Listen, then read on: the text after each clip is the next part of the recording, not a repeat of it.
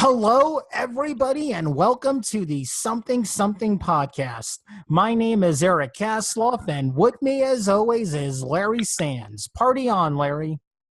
Party on, Eric. Party on. Hey, As I brush the hair back from my ear. Did you get the extra reference in that because of where Wayne's World takes place and where our guest we're going to talk about in a few minutes is from?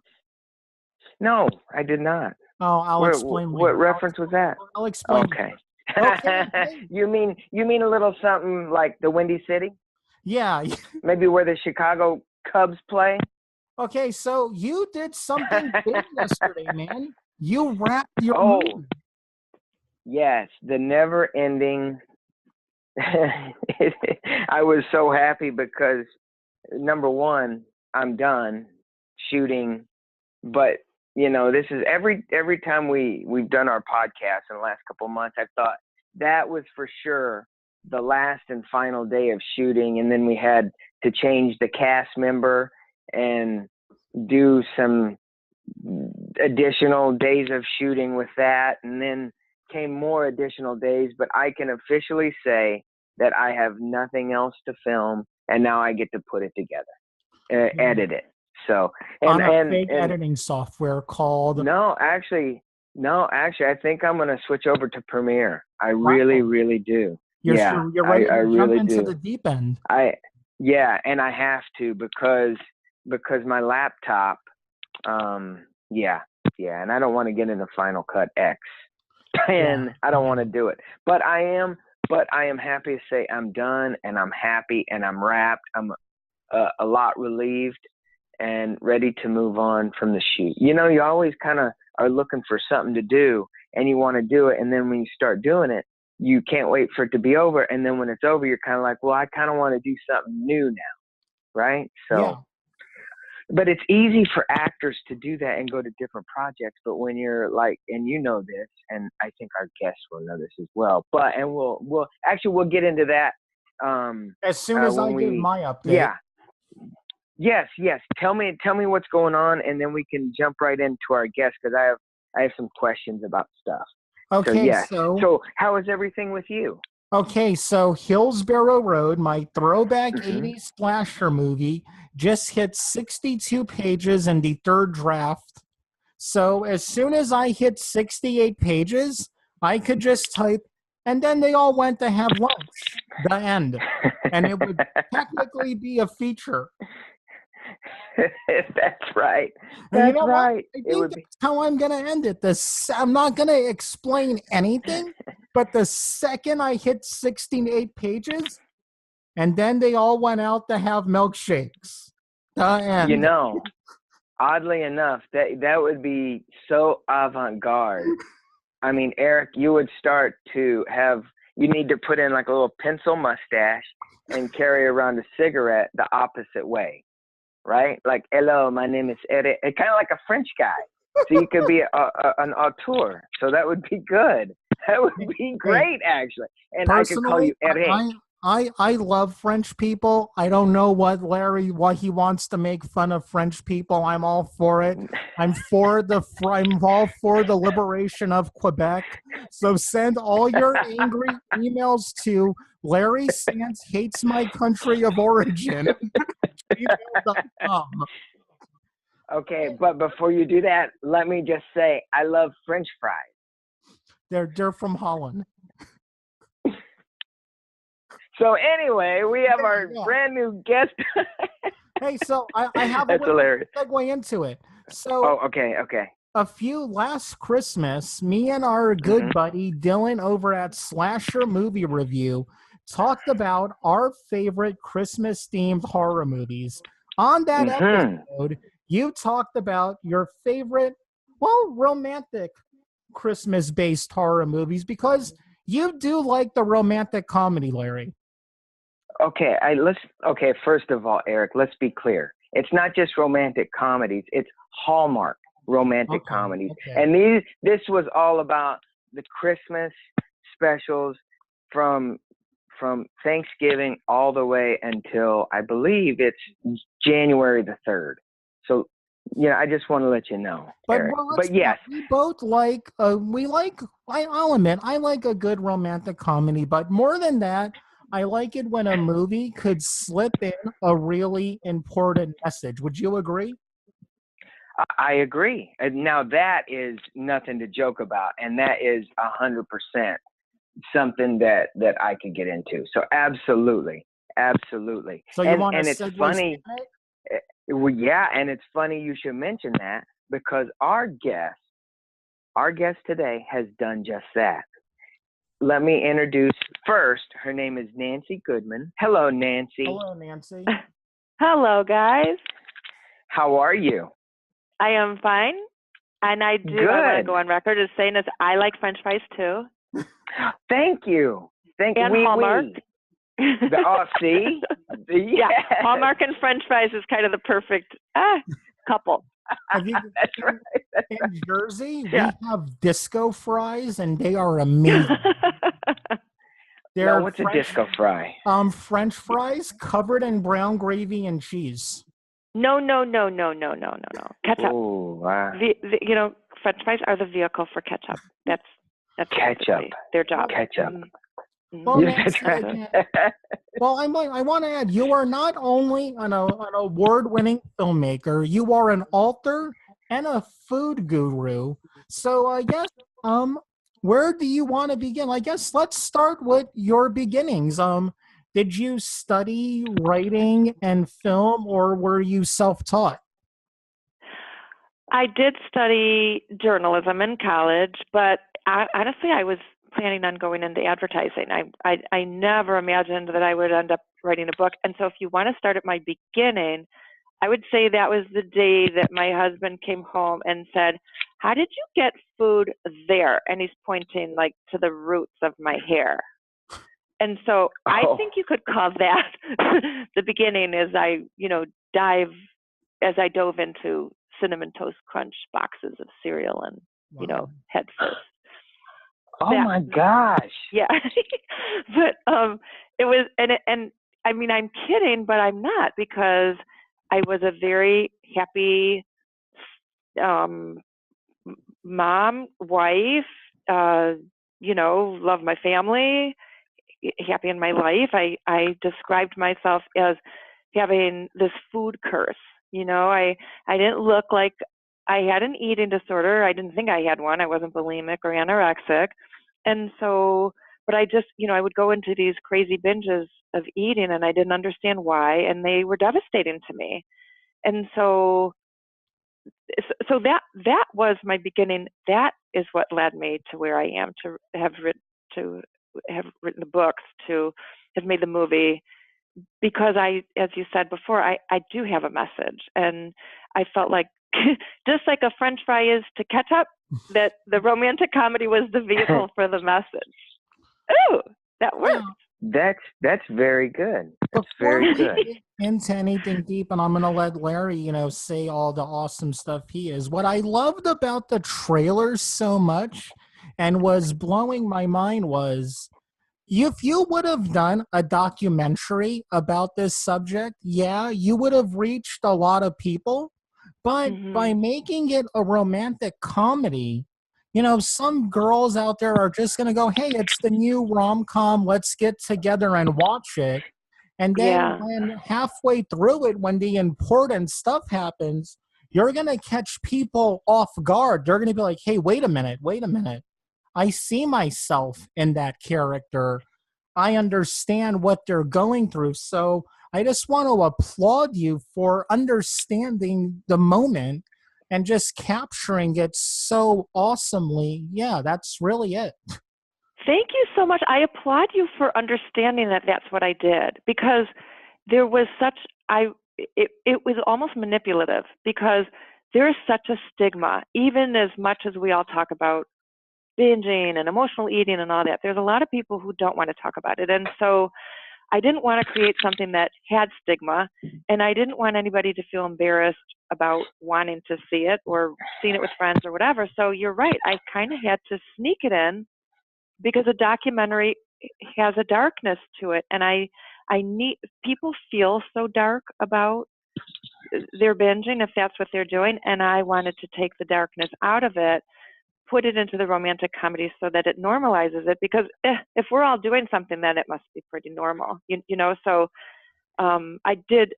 you're very right. I didn't want it to come in until the middle, and I wanted to keep it light, although there are heavier moments in the movie, because it goes into relationships and life and feelings and pain, you know, but it's also got a lot of fun, which is also supposed to be a part of life. So I tried to keep it true to both sides.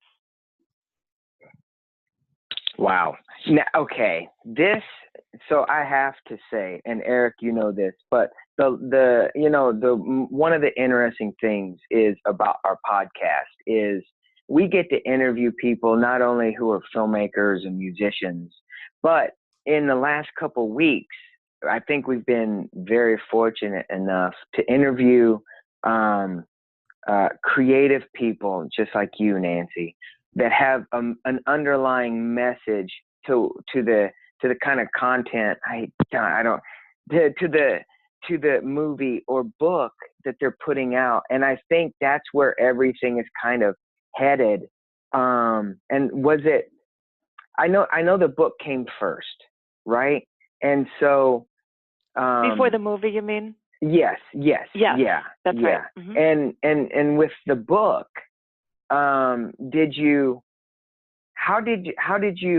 what made you decide to start a book, to write a book? The first book, and that's called, it was Food versus Me and I Won. That was my first book, which was more of a memoir. And I decided to write that because I'd gone for professional help. You know, first of all, I was in my mid-30s. I called my doctor. This was after my kids were getting out of the car and there was some dried up bagel on the back of the seat of the car, and I ate it, and I can't even confidently tell you it was from that day. I think it might have been from the day before. And I thought to myself, you have a problem. So I called my gynecologist and I said, I think I have an eating disorder. He said, I'm sure you do. Everybody does. Call Northwestern, which is you know, big hospital here. They've got an outpatient clinic. So I called to make an appointment, thinking I was just going to get that professional diet, you know, that helps to get my eating back on track. And I think they took one look at me and thought, you know, we could put a wing on the hospital with this one. So, but anyway, it took 2 years for her to help me understand what was behind my binging, because I thought it was a food problem. It never dawned on me that there were feelings associated with these episodes of eating. Never. And it took me a long time to make the connection. And so once I did, and I learned to track it, like I could track a person, a place, an event, a plan, anything with food, and I could find the feelings that were going on behind it. And so separating those two things was the beginning of understanding the food issues and how to get past them. And so, so I wrote that book in like 8 weeks. I got a big advance from Viking Penguin. They thought it was going to be a #1 bestseller. And that was in 2004. And I learned a sad lesson, which is that there was a stigma. They kind of sensationalized the binging a little bit. And so the book didn't do well at all. It didn't do what they expected it to do.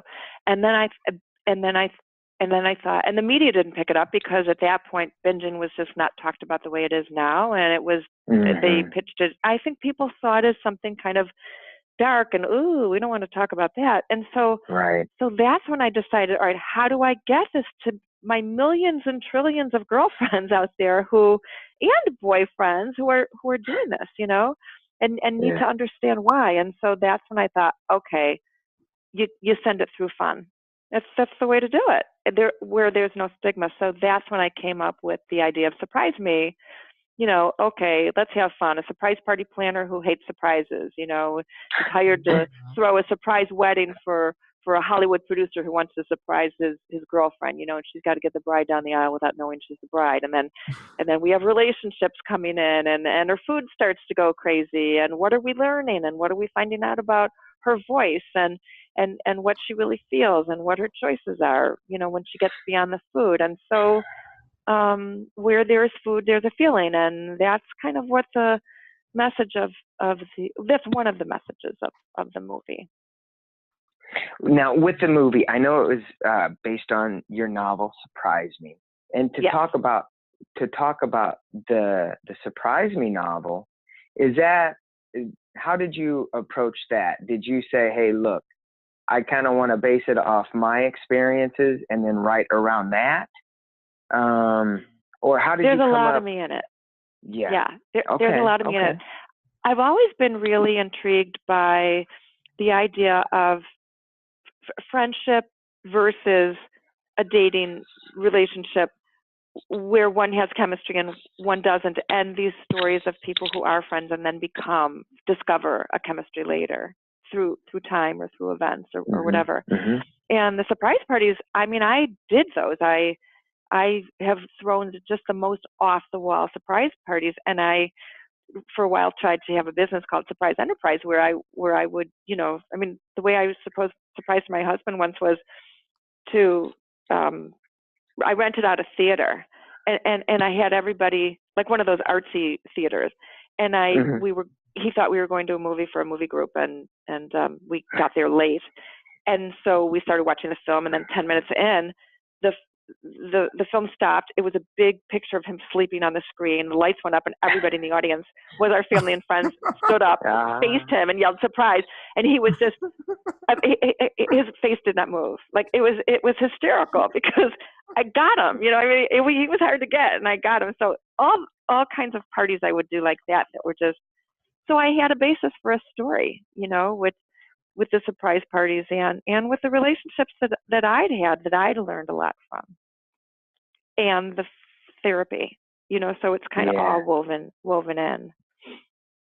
Well, let's talk about, because nowadays a lot of people, and we were just actually talking to our last guest about the stigma of different things that are going on, and more particular, he was talking, about like suicide and everything, because he wrote a book, but I think nowadays people, I think some of the things that people don't want to talk about, I think are now becoming more out there, and needing to be talked about, particularly eating and the way we see ourselves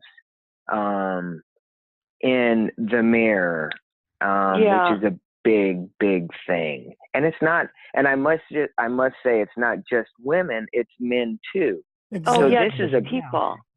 And with guys, a lot of times it's like, I remember when I was still in college, I wrote a paper about steroids and how for some guys, it's wanting that perfect baseball player, football player body. So they do horrible things to themselves like steroids and whatnot. But then there are cases of guys with anorexia and eating disorders like that. And for some reason, it's like eating disorders and making fun of fat people is still okay in this country. And it boggles my mind when I think about that. Like people want to make fat shaming a good thing. And it's like, really? You really want to do that? So my feelings about, I mean, I see suicide and fat and drugs and alcohol and all these things.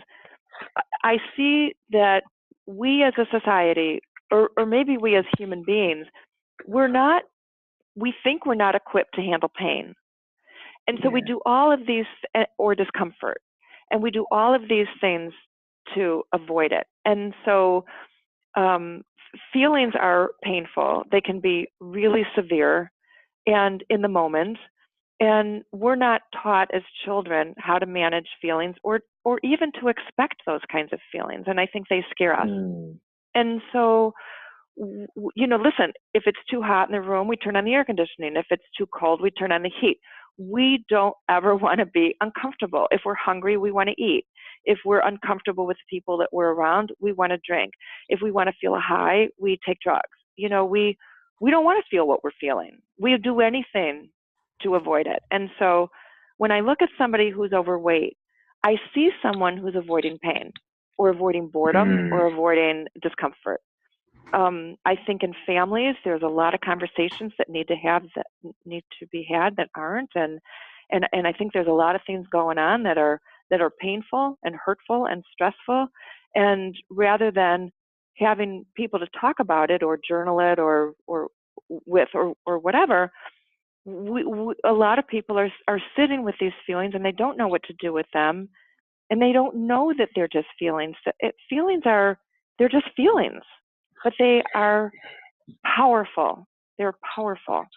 And so if I look at people who are obsessing about anything, whether it's food and it's an eating disorder, or obsessing about how their body looks and how much they're exercising and they're killing themselves, or how hard they work, they can't ever not work, they can't be successful enough, or the drugs, the alcohol, whatever it is. So my big thing is, let's learn how to handle pain. And because the more we face it and the more we feel it and the more we learn to sit on it, well, then we survive it and we get through it, and we find choices surrounding that pain. There's always a choice.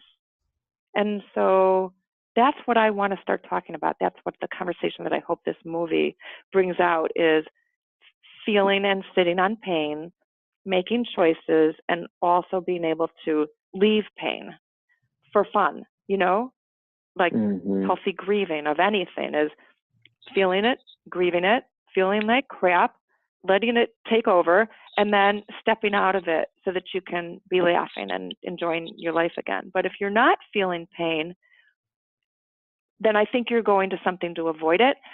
I think we should all be feeling pain almost every day. In some way, it's there. It's there to be found. And I think it's honest. I think it's honest. We have pain.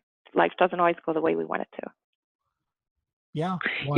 This is exactly, again, I go to our last guest, and, just like what you are absolutely saying, it's okay to let yourself feel that. And it's okay. It's okay to not be okay. Yeah. It's actually healthy.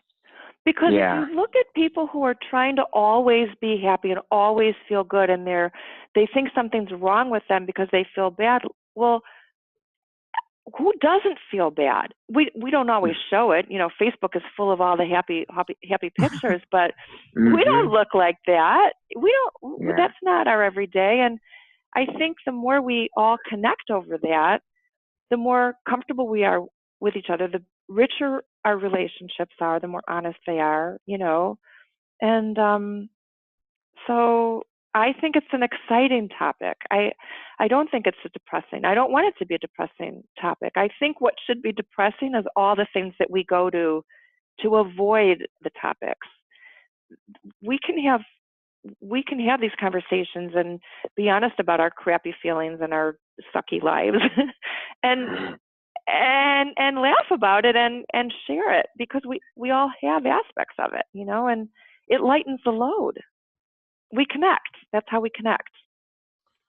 Yep, absolutely. And I was going to say, the thing now with social media and everybody seeing everybody else's lives, as if you don't have enough to worry about. You get on Instagram, you get on Facebook, and you see everybody's perfect life. And I think that just kind of, I think you're right. It alienates everybody, and it puts us on, oh, well, gosh, I'm not like that. Or it just brings a whole new aspect. Makes us feel so bad about ourselves. There was a study a few years ago how Facebook a lot of times causes depression because you see your friends doing fun stuff and they didn't invite you. Right. So, and you know what? Oh, go ahead. No, go ahead. Well, I was going to say, so you see a 10-minute or an hour-long activity or whatever it is that these people are doing, and then you don't see them like in the morning not being able to get out of bed because they're so depressed, And it's just all of it is just bullshit. It just is. It's all of us trying to compete with each other, and I think it's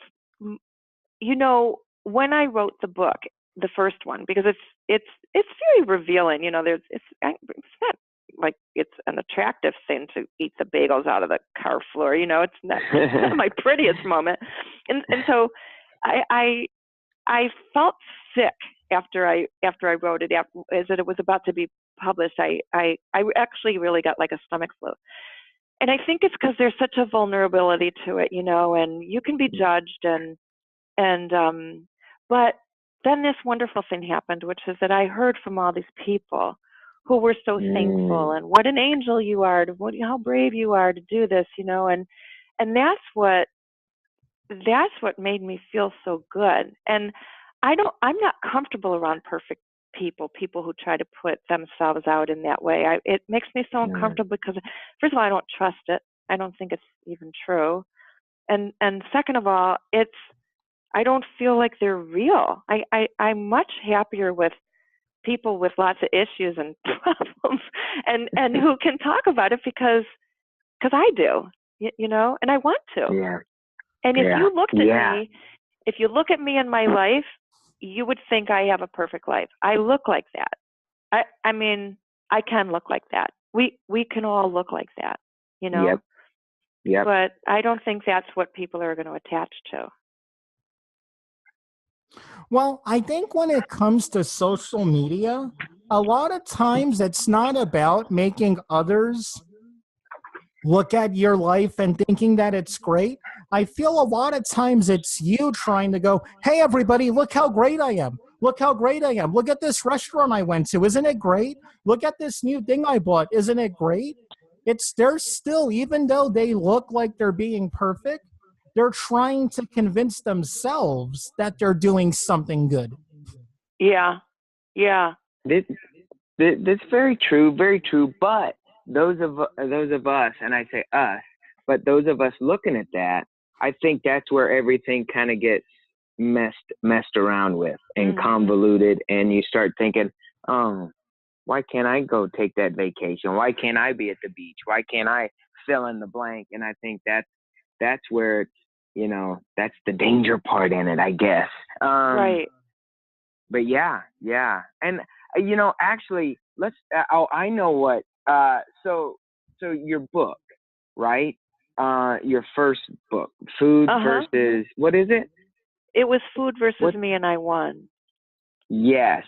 So when you put that out the first time, did people that you knew, your friends that didn't know, or let me ask you this. When you put the book out, were there people surprised that it came from you? Yeah, the people that didn't know me well, everybody in my life knew it, but because I talked about it, but they didn't always believe that I was eating that much because they said, well, where do you put it? And what they didn't realize is that I was either working out or exercising or I mean, working out or dieting, afterwards. But yeah, there was there were some surprises, but more so, I think I had people say to me, "Oh my gosh, I do that all the time." I mean, I didn't know you did. So that's when I started to realize how widespread it was, and especially, I think people who are overweight look at people who aren't overweight and think that they don't have problems with food, and a lot of times they have more problems with food than people who, because if you're just letting yourself eat whenever you want and you're gaining weight and you're not really trying to hold back on that, you're not going to binge because you're letting yourself have what you want. It's the deprivation that makes you binge. It's the feelings and stuff too. The reason that I you spoke about people, the fat jokes and stuff like that, and so I know there's a lot of people who are very overweight and they've decided that they're comfortable with it, I see them almost as it is almost a rebellion, because to say that you're okay being overweight, it's not okay to be overweight. It's not healthy. Mm-hmm. It puts so much stress on your system. It leads to diabetes and all sorts of other health issues. And so if you're going to rebel, but don't do it with your body, you know, so, Mm-hmm. and don't do it with your food. You're not proving anything to anybody. You're just hurting yourself. And the other thing I know about bingers is that a lot of times they're people who are, and people who abuse other things. They're people who really don't want to hurt anybody. They don't often voice their opinions, and they do go against what they feel. They don't live true, and and so they have to go to these other things to comfort and medicate themselves. Sometimes being selfish is the best diet there is. I'm sorry, hold on one second. So, wait, I'm going to go outside so you don't hear these. I'm so sorry. Well, it's cool. We love dogs. These guys are big. Okay. So I think that's a really fascinating part of this. Mm-hmm. It's easier for us to hurt ourselves than it is for us to hurt some of us than others than it is to hurt other people. Yeah, which is definitely true. You know, one of the things that I noticed, and and it's not just, people with short hair want long hair. People that are shorter want to be taller, and tall people are like, man, I wish I could be shorter. No, and, no, everybody Larry, has... no, don't do that. No. Well, everybody has their thing, and to some extent, I mean, that's the way it is. But also, so like talking about the creative thing, coming from an actor standpoint, there's certain things that, when I teach acting, I'm like, look, there's certain things that you can't. When you look at yourself, the way you sound, how tall you are, everybody can change your haircut, you can change your eye color by putting contacts in. But you have to get over the things you can't control, like your height. And, you can always, and this is the hard thing, you can always lose weight. You can always gain weight, because a lot of skinny people are like, man, I wish I could build muscle, So there's that, but there's a lot of things that we just have to accept in the acting world, because actors are like, oh, I can't watch myself because I didn't know I sounded like that, or I didn't know I was so little, or blah, blah, blah. And it's like, dude, you got to get over it. And it's easy for somebody to say that. But then, there are those things that, people really have hang-ups about. And I think, if I'm hearing right, those hang-ups can drive that food disorder, that eating disorder. And so there's like a very fine line with everything. Is that what I'm hearing? Well, that's a big piece of it, the hang-ups and feeling bad about ourselves, and so we do things that make us feel even worse, But there's another part of it, and this is so fascinating, and this is what I learned in the therapy, and then subsequently, just did a lot of working with this to figure it out. But let's just say that you're somebody who overeats or binges, and if I asked you to track it. If I said to you, okay, I want you to think about all the friends that you have and all the relatives that you have. And if I ask you, can you tell me that you eat exactly the same around all of them? Or do you notice, if you think about it, that there's certain people you eat more around and other people that you don't really eat when you're around them? Are there events, situations, parties, work, time of day, social things? Where do you see yourself eating more, and that if you go to this place or with this person, you're going to overeat? And then where, consequently, can you say, you know what, I never have a problem with eating there. Same with drinking. So when you start to look at it that way, when I was in my therapy, I would say to my therapist, Saturday night, we're going out with these people, and I'm so obsessed about what I weigh and what I eat and what I'm going to eat, and I feel fat and all that stuff. She said, who are you going out with Saturday night? And I said, oh, these couples, so and so go out with them from time to time. And she said, do you even like them? And I had to think about it, and I said, no, you know what? I can't say that I do like them.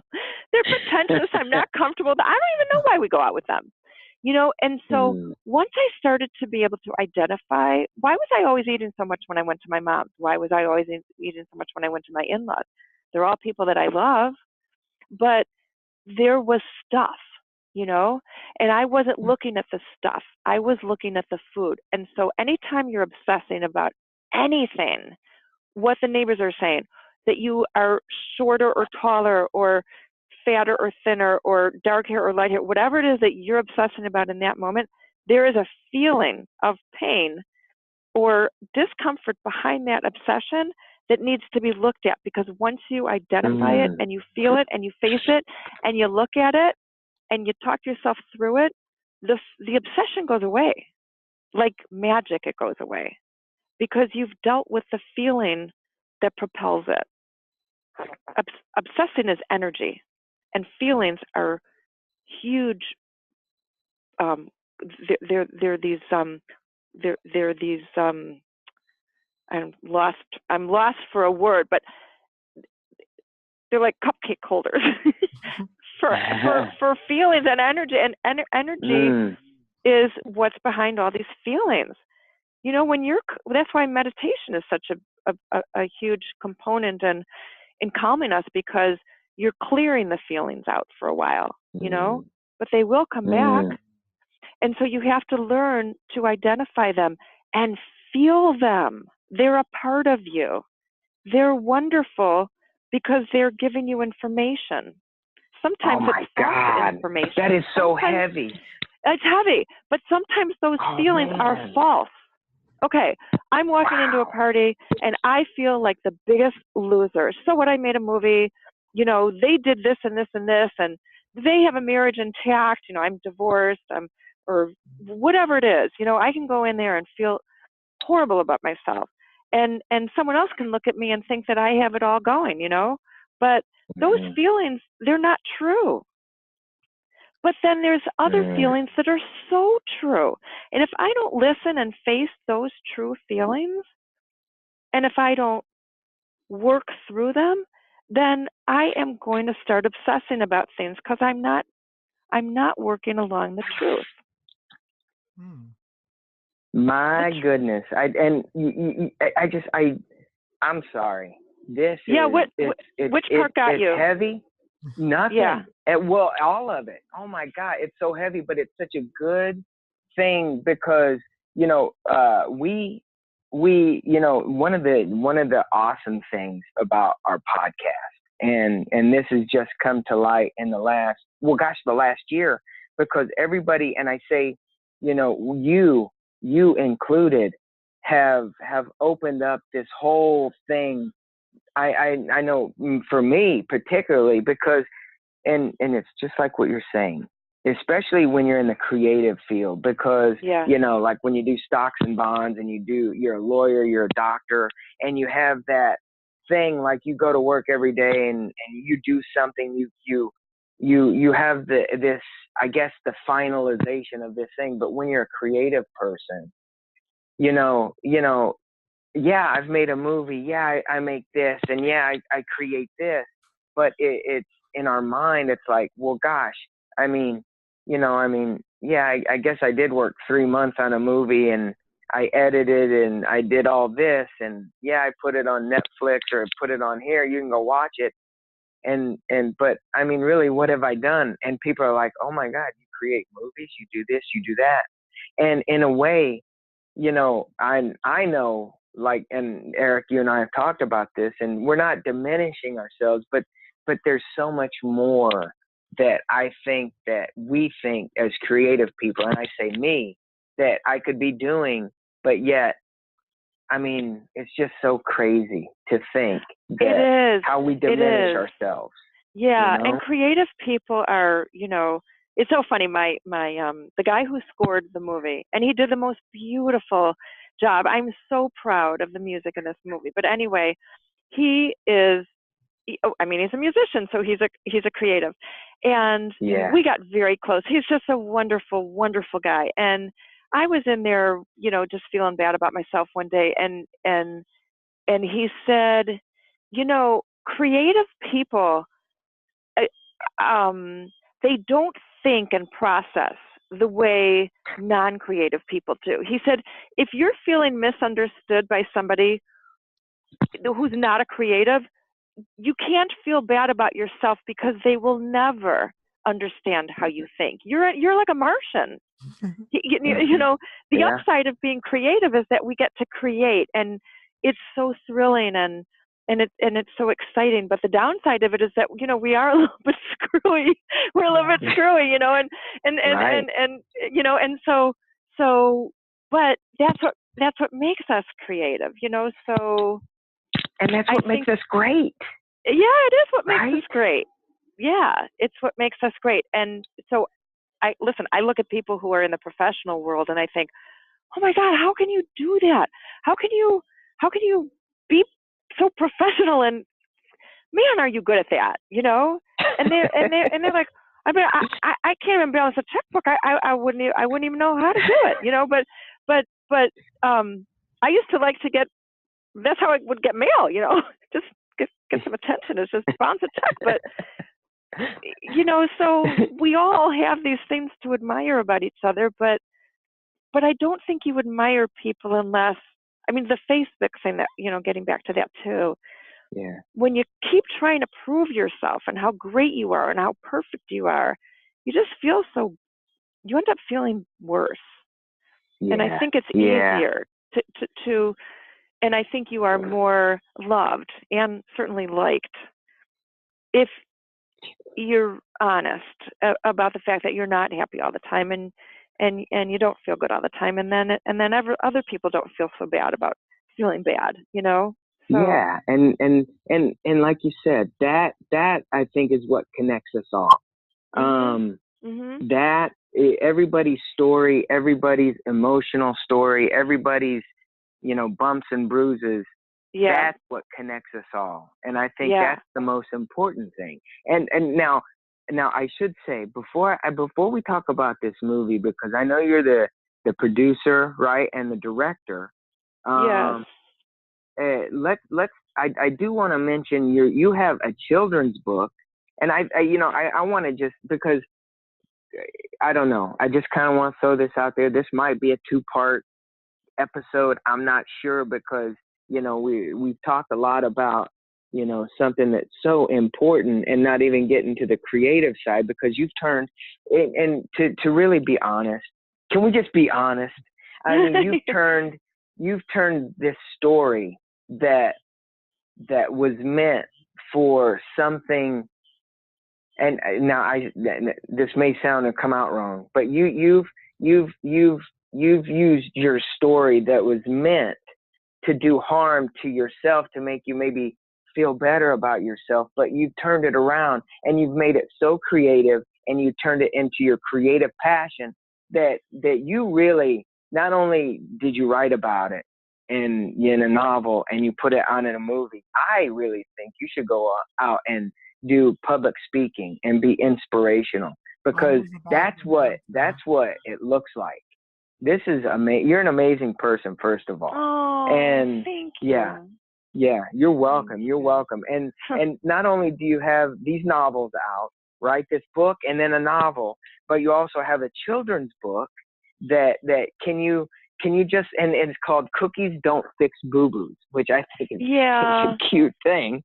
But can you talk a little bit about that? Yeah, that was just something that I came up with also after the first book didn't do well, and I wanted to get the message to kids, and I started a kids program that I ran in some community centers and health clubs and stuff, because so that kids can learn when they're young. Am I hungry or am I bored, and what do I do with angry feelings? Well, I run across the room. That's exercising the emotions out instead of exercising to burn calories, which is the wrong reason to exercise. But how we were talking about the professional person versus the creative person, so I create all these things. I'm so many and I do nothing with them. That's where I start to feel like a failure. I do the book, but then I don't do the speaking that's gonna sell the book. I do the little kids book with a plush doll Ollie. We haven't even talked about the wish puppies today. I mean, my husband, we're not married anymore. We live a block apart. We have a wonderful relationship, and we kept our family close. But he used to say to me, "Could you please stop trying to earn money, because I can't afford it anymore?" Because I can't. The next idea that I had, I mean, oh no, this one's going to go, and then so finally with the wish puppies, which was a stuffed dog with a Velcro opening to tuck a wish or a message and cuddle him until the wish comes true. After that, he said, "Okay, no more. And then, 2-3 years later, and we're already divorced by this time, I said, "You know what? I actually want to make a movie." I mean, nobody knows what to do with me anymore. So the movie is the first thing that I'm finishing. It's the first thing I just feel like I'm not giving up on this. I walked away from 3 producers who were going to do it, and they were treating me like I was an idiot and trying to scam me. And, I kept thinking when I walked away from one that I wasn't going to find another, and I kept doing it. So it's been a wonderful, wonderful experience. I mean, just so wonderful. And the people that I worked with, and then getting to talk to people like you, I mean, it's so fulfilling. It really is. So that's good. And it's funny because you said, oh, it's this little thing I started, the kids, the book, and then the kids health program. See, to me, looking on the outside, even if you started in a couple community centers, that's like you actually finishing what you start, because you got it. Yeah. And see, that's the crazy part. I'm going to do something like that, but they never get off the couch. Yeah. And I get it. Look, creative people listen to this podcast. Any creative person knows that you can talk to one person one day and they're promising you the world, and the next day you try to call and you've given them X amount of ideas and all this and you can't get a hold of them no more, and you spent your money, and it's a dime a dozen story. And see, also that's what connects us right now, all the creative people out there. They've been burned numerous times. And but the one thing that you have done, and even though, and I think you realize it, but again, outside looking in, I mean, you've created these things that, one person can't do it all. And that's what I'm realizing, that, I need to find somebody that matches me creatively and that can match because I put in a lot of things. And Eric and I think, we've talked about this, but I know. And, it can't be like a one-sided creative thing. So we all have to find that second half, that third half, that group of people that can go, you know what, I can do graphic design, I can do music, I can do this, I can do that. And unfortunately, we as creatives have a lot of ideas. And once we start an idea, we find out that that idea, we can only take it so far because of, I need a graphic design. I don't really know how to do it. And then it kind of stops because we get too boggled down, and then we go, oh wait, I can do this next. Right. And that's not a bad thing. Just like what you keep saying, feelings aren't a bad thing. And things like what you are doing isn't a bad thing, because again, I think that speaks to your tenacity, but also you made a movie and you have decided, no, I am going to do it, and I'm going to finish it, and I'm going to see it through. And now that we're talking about the movie, I'm super interested in learning about all the pitfalls, as much as you can talk about, because I know you may not want to get into all that, but tell us about all the producers, that that you said no to. And those are the feelings that, you know, as a creative podcast, I think your experiences help everybody else in their experiences. Right. But right. I should caution the listener that this is not gonna, you know, it's still gonna happen. But these are the stories that people, you know, 5 years down the road go, ha ha ha ha. Yeah, you joke about I think what I really learned through this whole thing, and you know, I went in as a very innocent, ignorant person with a dream, you know, and a story and a screenplay. And the people who say to you, "Trust me," are the people not to trust.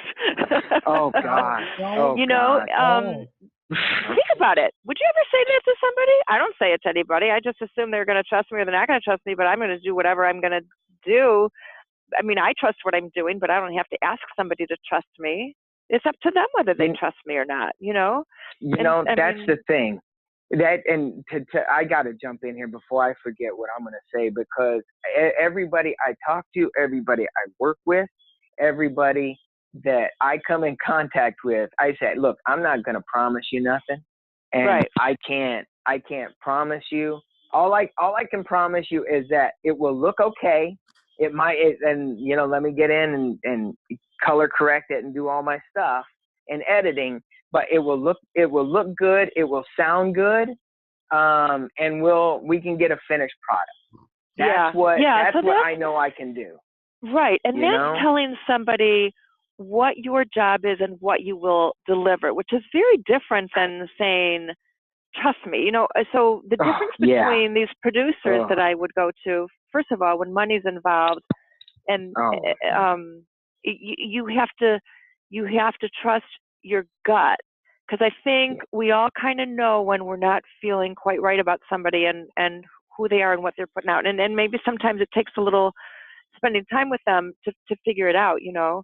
And this is what happened with, and all of the producers that I was working with were Hollywood affiliated in some way. Either they were, you know, either they had put out films that were Hollywood sensations, or they themselves were had been in, you know, had done a film that, well, either they were associated with actors like that and produced them, or a film like that. But the first one was trying to set a budget that was so high so that he could get paid, you know, a really high salary.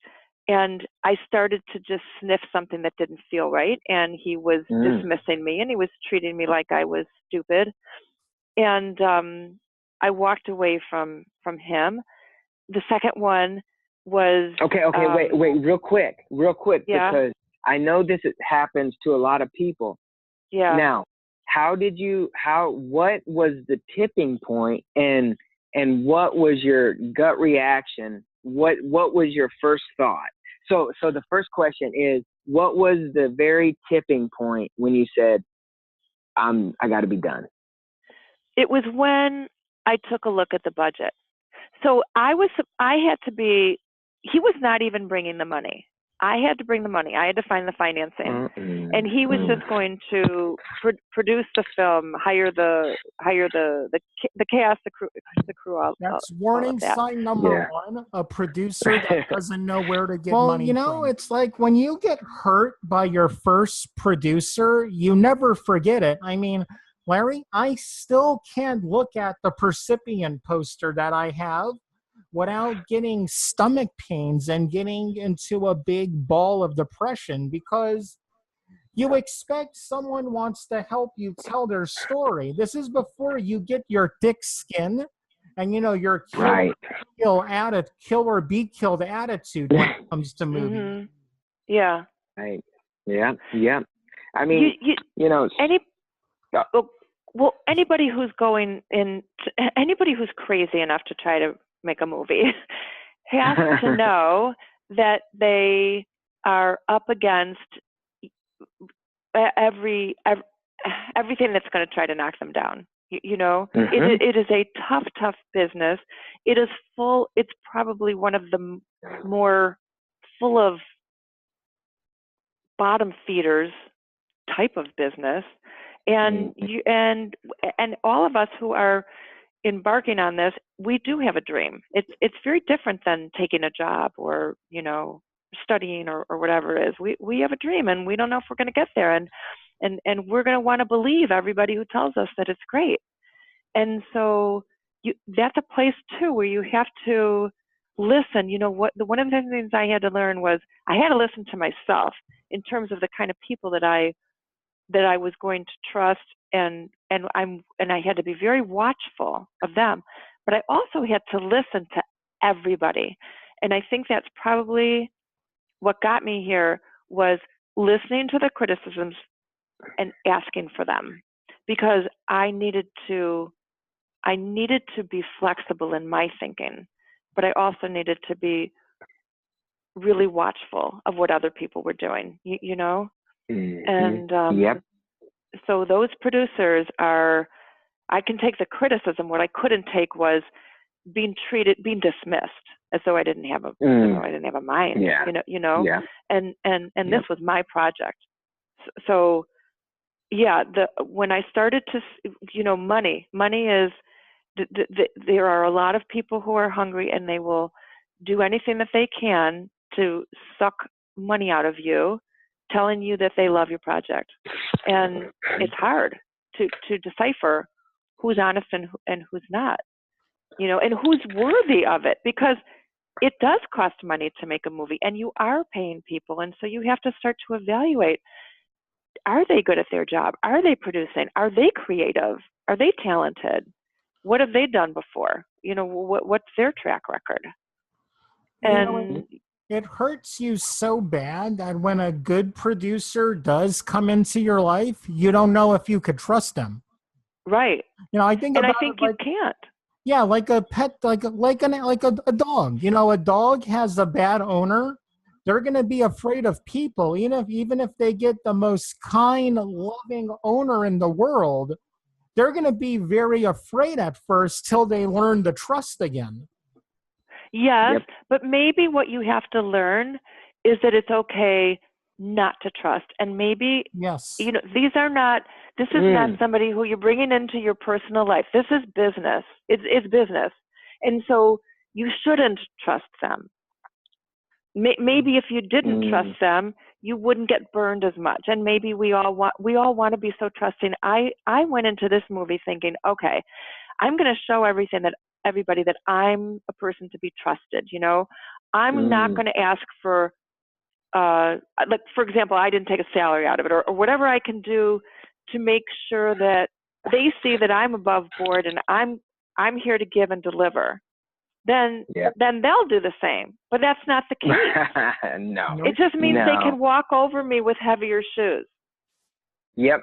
They'll pat you on the head and go, okay, go sit in the corner while the big boys do that. Yeah. No, that never works out at all. Yeah. You can never abandon your senses. Go ahead. Oh, yeah. You can't abandon your senses. You can't abandon your project.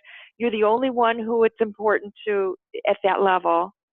And you have to be so careful in picking and choosing who you allow, and not who allows you. Because if they don't want it, it's not for them. I got rejected by so many. But then I had other people who said, oh my gosh, this is amazing. I want to be part of it. And what can I do to be part of it? Now you're finding people with your like mind. And what was that like? Because just like you said, you know, you had people that goes, oh yeah, okay, I'll do it. And then they didn't turn out. But then you had the people come in going, oh my God, what can I do for you? And you're like, yeah. I mean, what was that like? That was amazing, because so with the producers that I didn't go with, they were telling me how it had to go. Even if I didn't agree. For example, I really wanted to film this in Chicago. I have relationships in Chicago. I have businesses that I know. I knew that there was production value for me in Chicago. But most importantly, because a girl with an eating disorder in Chicago is very different, I'm sorry, than a girl in LA with an eating disorder. It's going to be perceived differently, you know? She had to be just a city, like rural cosmopolitan girl, and Chicago's a character, you know, and I so badly wanted it. And he refused. He kept saying that, you know, it's not going to be that. Then I said I wanted a warm, fuzzy set. I wanted an environment that was warm and safe and conducive to people feeling happy. He said, that is not going to happen. That is just like, forget that right now, because movie sets are stressful. Every time that there's 10 minutes lost, that's thousands of dollars down the drain. Forget that. My. And so he was telling me how it was going to go. And he also told me that when we got a director, we were looking for a director. I was never going to direct this movie. I wasn't looking to ruin it, you know. So, we got it. He said, once a director comes on, even though this is your project, even though it's your story, like duct tape on the mouth, you can't be heard from. Oh my! You have no voice, because because for a writer, they're their worst enemies. So we have to find a director who you trust, who you are comfortable handing over your baby with. Well, you know, those were the wrong words to a mother. I don't hand over my babies to anybody. Yeah. Nobody's gonna mother them like I will. So you know, it was 3 weeks before the shoot. I'm on my 4th producer now. I've walked away from 3. And the crew, and they were telling me, you are the right person to direct it. And I said, how can I direct a movie? I don't know anything about directing. And they said, it's our job to bring your vision to the screen. All you have to do is answer our questions. You know your characters. You know what they look like. You know how they sound. You know the emotions. You know the story. You know everything you need to know. It's our job to get you the movie that you want. And when they said that, I thought, wow, I do know my characters. I do know exactly what her apartment would look like. I know everything about them, and I'm a communicator. I can tell actors what the character is feeling in a moment, and when they're not, and where they are, and where they come from, you know. And that's when I kind of decided, you know what, I can do that. I bet I can do this. So that was literally 3 weeks before our first day of shooting that decision was made. And I'm so happy that I did it, because it is my story.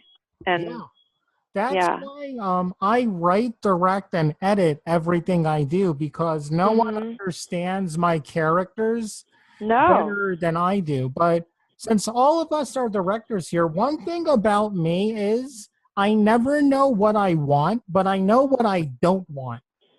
Am I the only one that does that? You know what you don't want, because what you do want maybe hasn't quite happened, but you'll know it when you have it. You know, it's like this feeling. You know when it's right, but you do know what you don't want. Yeah. You know, that's absolutely, because it brings back vivid memories of this film shoot. And you know, like, they rehearsed without me, and they did the blocking and stuff, and then I came in because, you know, it's the movie's based on a play, and they were putting it together like a play. I said, you can't do that. We got to do it visually for film and for the camera. And what they showed me was what they showed me, and then I kind of took it, and you're exactly right. You know exactly what you don't want when you see it.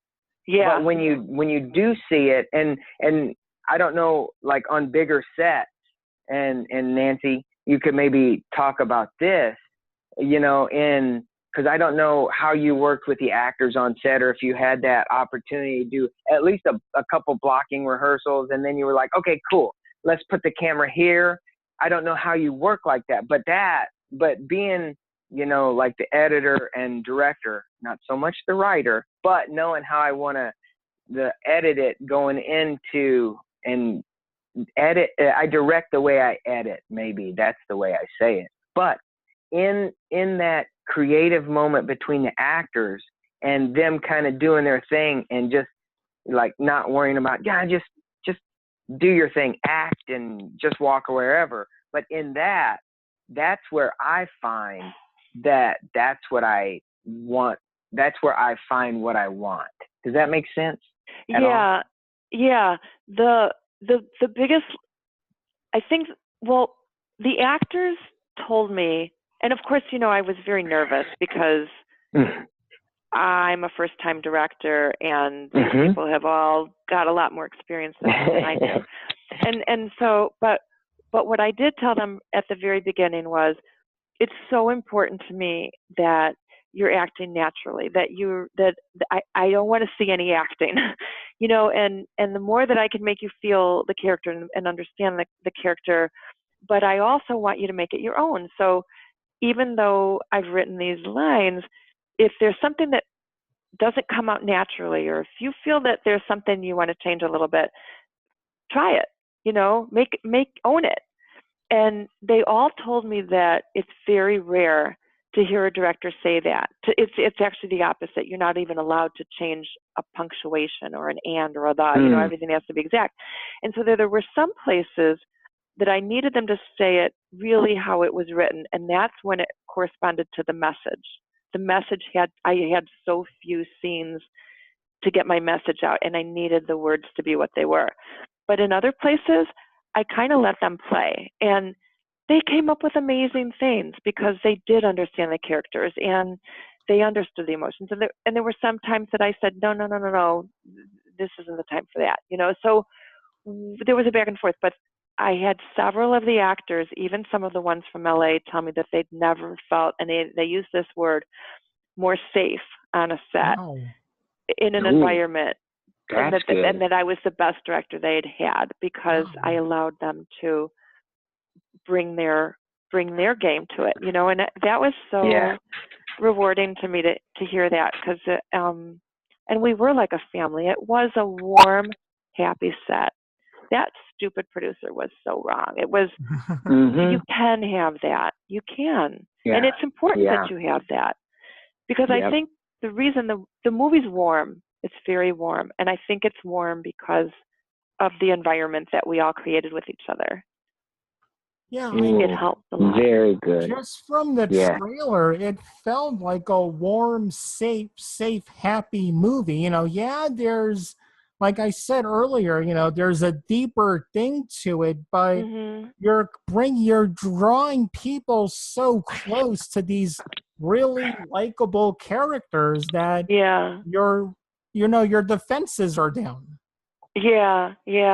I kind of felt like I wanted people to feel that the characters were people that they would want in their lives. You know how we all feel that way about some of the things that we watch. Some of them are just fun to watch, and then some of them you just really wish they were in your lives. Yeah, I wish Han Solo was in my life every day. I would have been a better son to him than Kylo Ren. There you go.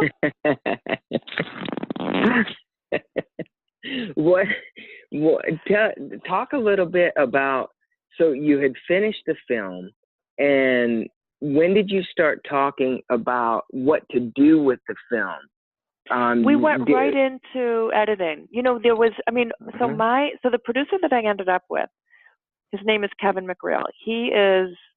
We hired him as a line producer, not a producer. But he saw the need, and he stepped up, and he became the producer of the film. He's produced other things, but he wasn't originally hired to produce. But he had everything orchestrated. He had everybody hired. So the day that we had a 25-day shoot, and within a week I was meeting with the editor, and I went there every single day. I'd never edited before. I didn't know anything about it, but I learned as I went, and I knew what I needed. To your point, I knew what I needed, and I knew what it didn't feel right, and so that was another thrilling part. And then the music going, so we just kept going to the next step, working in the next level of putting it together, and then sound, and so, but Kevin was the one who was leading the trail. I was just making sure I was a part of each place. Yeah. Let's talk a little bit about what you're doing to put it out and to look for distribution. Do you already have distribution? I do. So I have distribution. It's an independent distributor, and they sold it in 9 countries, and we are on TV, and they've submitted to Amazon, Netflix, and Hulu, and then we're just waiting to see where it will land. And we should know that. Very cool. Yeah, we should know that within the next month. Are there any plans on trying to do like a small theatrical run? Yeah, well, we're not going to do a multi-city theatrical run. We're only going to, truthfully, I can't afford it. Yeah, I don't have the money for it.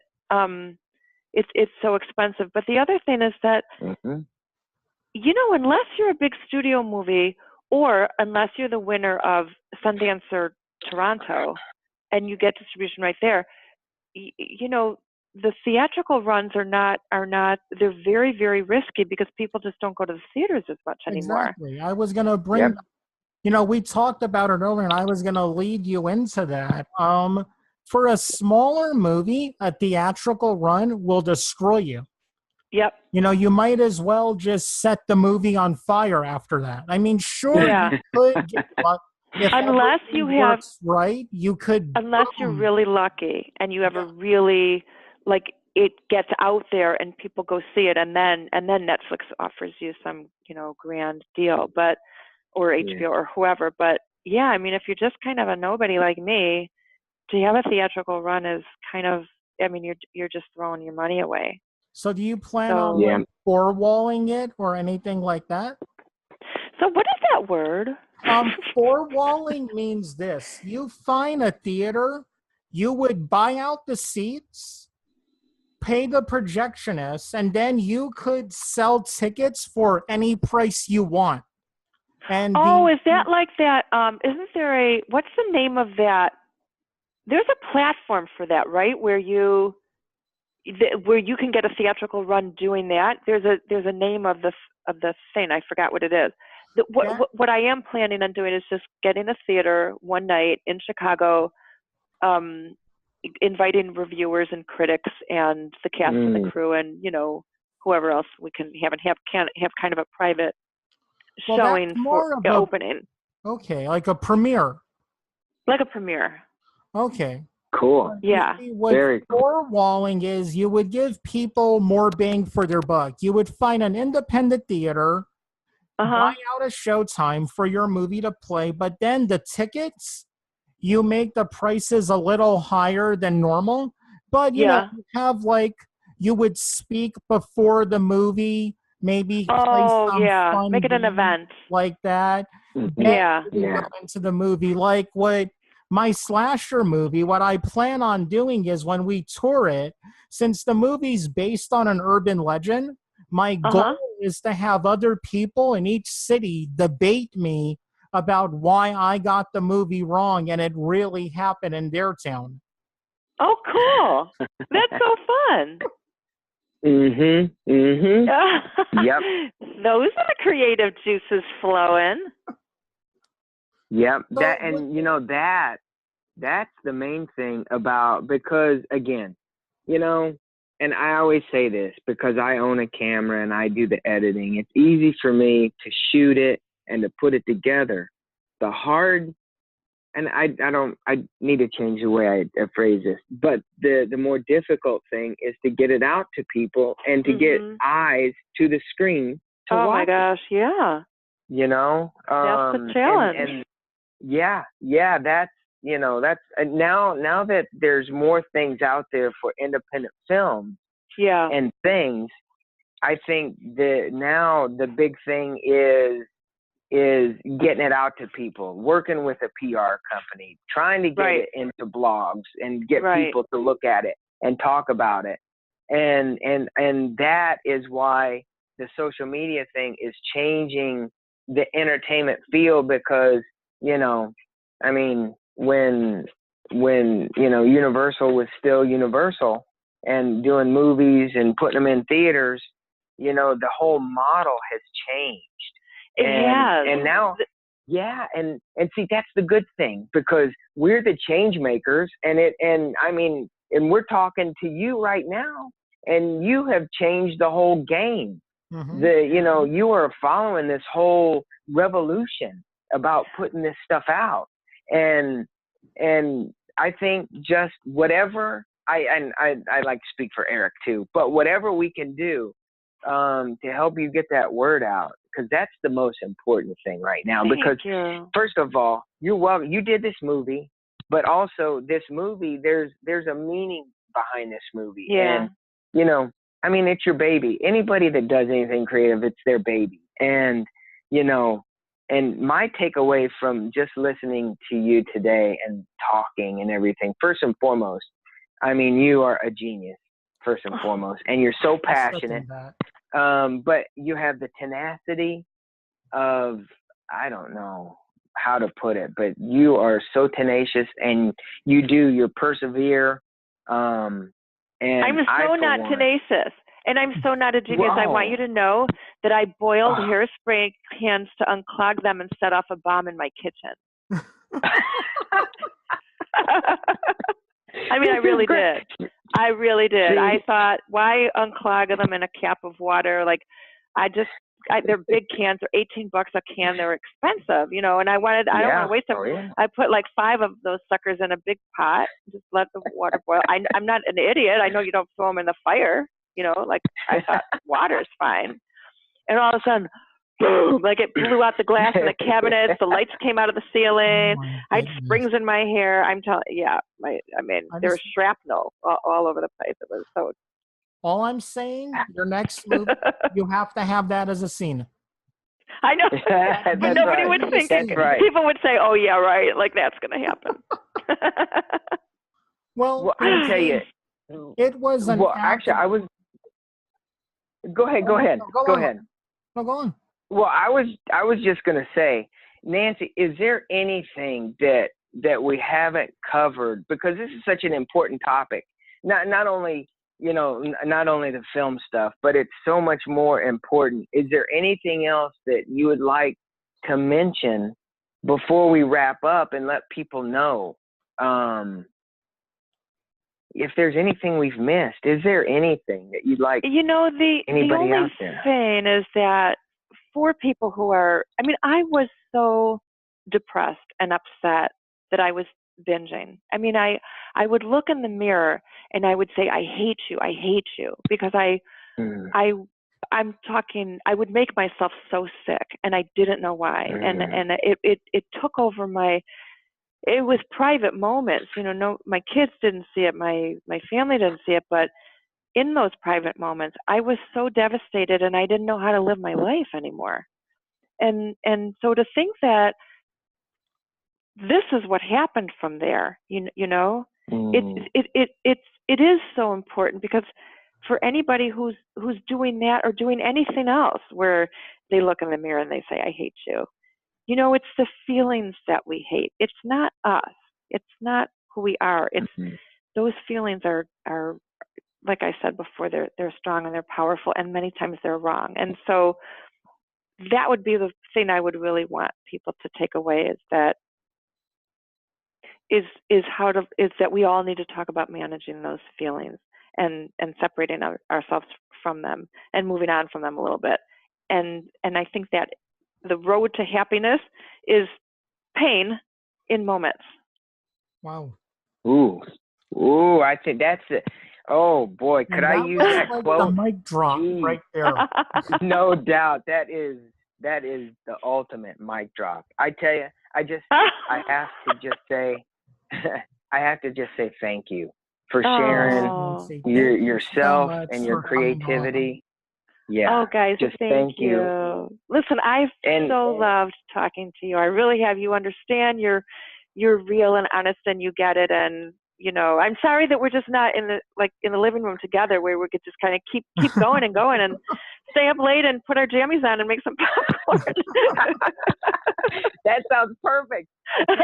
If there's anything that you do that you want to talk about, you want to get out, if you want to bring people on to talk to them about, let's go there. Let's if you have like a like a therapist you want to bring on and talk more about this stuff, because it's all important, right? And I think I would love to bring on people who have the issues and want to talk about it. You know, give I them think that a would be platform. perfect.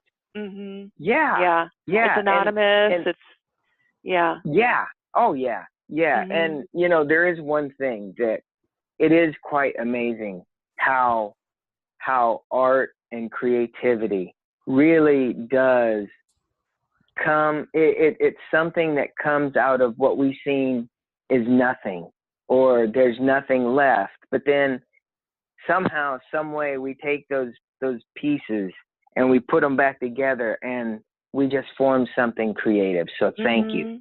Thank you. Again, Thank you. Nancy, thank you so much for coming on.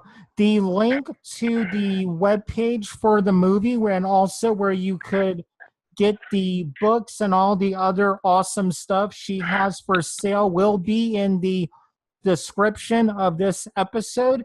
Everyone, thank you so much for checking us out this week. Have an awesome and safe and happy weekend. Thank Bye-bye. you so much. Okay, bye. Oh.